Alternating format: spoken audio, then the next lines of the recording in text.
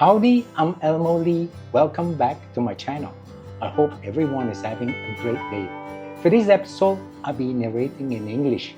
No worries for those who don't understand English. I'm sure you noticed there's Chinese subtitles. I discovered about 85% of the comments I received are in English. That shows you guys are mostly English educated. Perhaps you will ask why I conduct my videos in Cantonese then. Well, since I feature mostly Chinese food, I thought presenting in Cantonese is more authentic. However, since the owner of the Yongya restaurant I'm featuring today is not comfortable speaking in Cantonese, I figured doing the whole presentation in English is more appropriate. I have always said Malaysia is a haven for food due to its multicultural landscape, which includes Malays, Chinese, Indians, and the indigenous communities, creating a unique, diverse culinary scene. This diversity is not only reflected in the variety of dishes, but also in how the food acts as a unifying force, bringing people together across different backgrounds. I'm extremely proud of our Yongya cuisine, which is the best thing that emerged from these intermarriages. Yongya food is originated from the Peranakan people, who are descendants of the early Chinese immigrants who settled in the Malay archipelago and married to the local Malays. This resulted in a unique fusion of Chinese and Malay culinary traditions. Starting in the 15th century in areas like Malacca, Penang, and Singapore, these immigrants blended their Chinese cooking techniques with local ingredients and spices, like coconut milk and galangal, creating a distinctive cuisine. Initially, it was a home-based food, but later it became more publicly accessible after World War II due to the economic hardship. It has since spread and developed into unique regional variations. Yongya cuisine varies by region. This is due to the different historical and cultural influences. For instance, Penang Yongya food has a more prominent Thai and sour tangy flavor profile, whilst the Malaccan Yongya food leans more towards Indonesian savory influence, utilizing more coconut milk. Even though Singaporean Yongya cuisine shows strong links to both the Malacca and Penang counterparts, but also has its own distinct character, like having less seasoning when compared with the Malaccan Yongya taste. Lately, Dato Anthony, a good friend of mine, who also happens to be a regular vacation companion, he suggested that I check out this Yongya restaurant at Sri Kembangan. I have to give him the benefit of the doubt, since he's a regular traveler who enjoys diverse culinary experiences from different countries. What's more, Malacca is his hometown, which is the home to Yongya cuisine. For the record, I've only ever featured two Yongya restaurants, one in Malacca, the other in Penang. I must say they were both good. However, Dato Anthony insisted what he's recommending is not the average Yongya restaurant. In fact, it is one of the most unique home-cooked Yongya restaurants in Malaysia. Today, Danny, my wife, and I had the pleasure to be invited to their so-called soft opening, whereby some members of the media were also invited. Even though they started business in 2024, but today's get-together is a small commemoration of the name change. On top of having the owner Kenny Yap cook for us, we also enjoyed his impromptu presentation on the history of Yongya cuisine, as well as some fun and games. Originally, Kenny was working in a global IT solution MNC corporation. After 9 years, he decided to venture into the food business since he loves to cook. The other reason was he felt the current Yongya restaurants have gotten too commercialized. When I go out to restaurants, I can see people are slapping the name Nyonya into everything. There's Nyonya dim sum, there is Nyonya toast, there's Nyonya coffee, there's Nyonya tea and everything. So I said, wow, this is not Nyonya actually.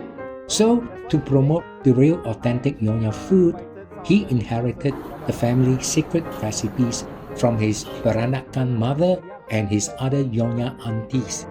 Last year, he started the business with his old classmate come best friend, ejek shake. Tak direct apa benda yang kita cuba sampaikan, apa yang kita cuba jual. So kita will rebrand to My Rasa Nyonya for our new outlets. Kita also sekarang tengah set up central kitchen which will be in operation dalam 1 bulan 2 bulan lagi, and kita juga in the process of getting halal lah.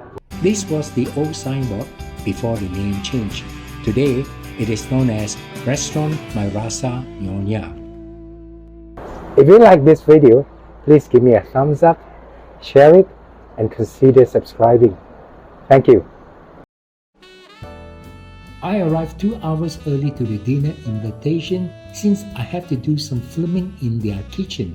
However, the owner said most of the dishes were already prepared, but were specially cooked 2 dishes for the camera.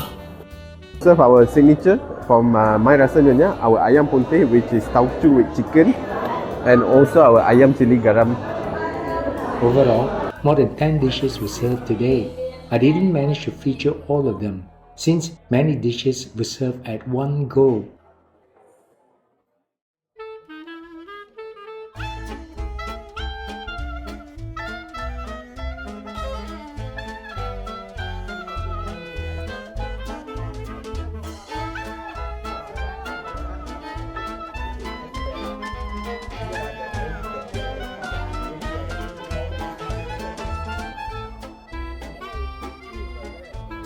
The first dish is Thai tea. That is a business work, you know. They question you.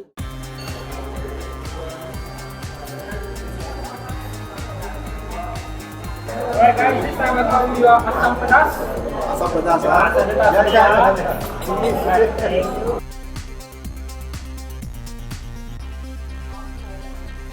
This is the asam pedas.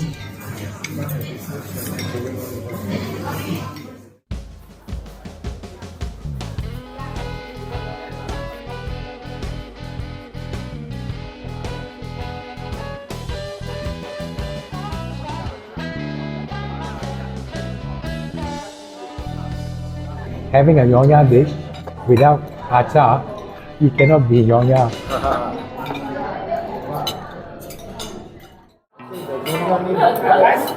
Next up, I got you one of the new items that we're gonna put on the menu, which is daging chili api. Oh, Right? And next up is mangi kicap. This is the Yongya lady's finger.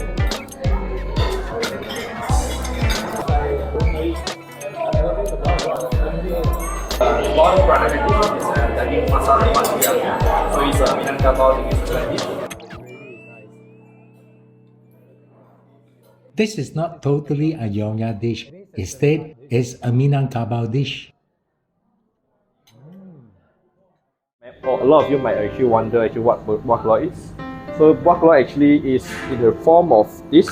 So you can see that inside here it's the seed of the buah keluak, right? And this is the part where we actually try to core it out. So we actually sumbat it back into the seed itself.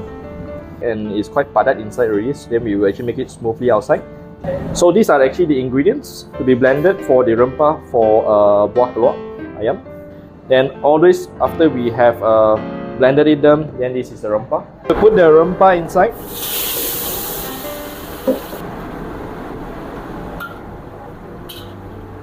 Until it's pecah minyak, then only we will actually add the rest of the stuff in.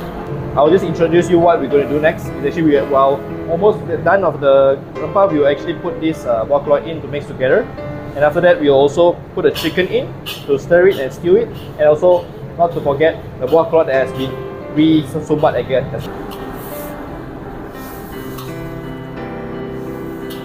Next, we'll be adding the buah keluak that we actually sumbat with the buah keluak and also the minced meat and the prawn back.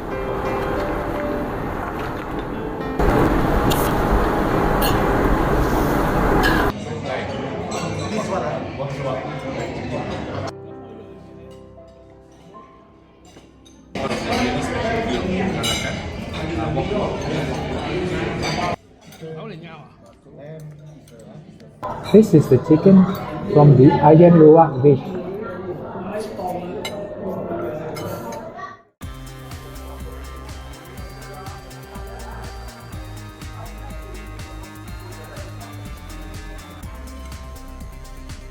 This is a sambal fish.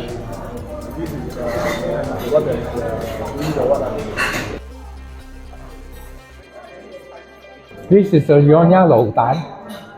The grandmother must always test you. I believe a lot of you have already known what is ayam pongteh. So it's basically a dish of rempah where it consists of garlic, tauchu.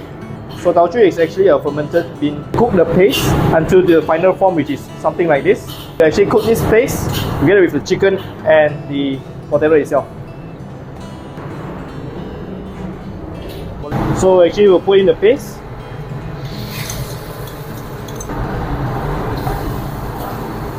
We'll fry it for a while.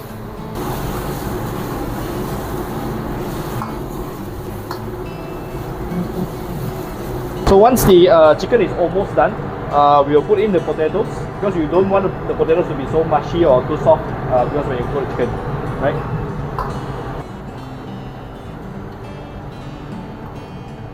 So let it simmer for about 10 to 15 minutes until the potato has been. We'll taste it and we'll see if we need to add more gula melaka or even salt to season it.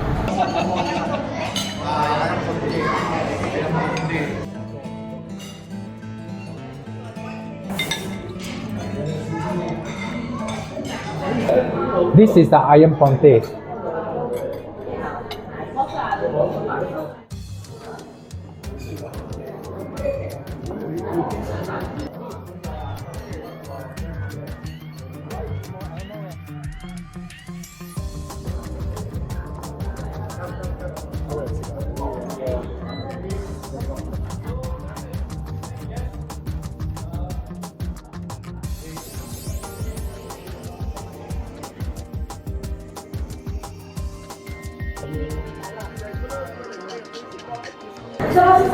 Kuih talam.